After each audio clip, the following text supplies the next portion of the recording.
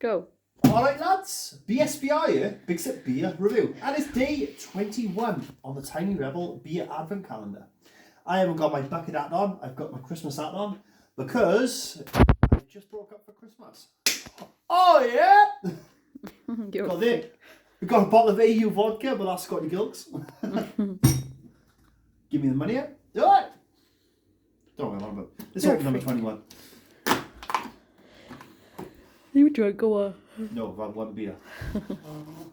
that sounded like it fluffed. So, day 21 is a 330ml can.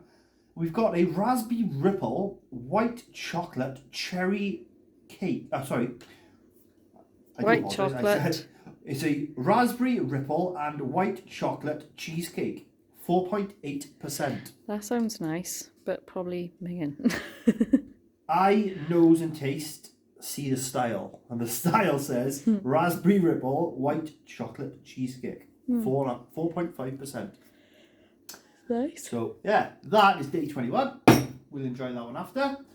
And we've got 22, 23, 24, and number 25 left. Cheers, lads. More views to come. Big Sip.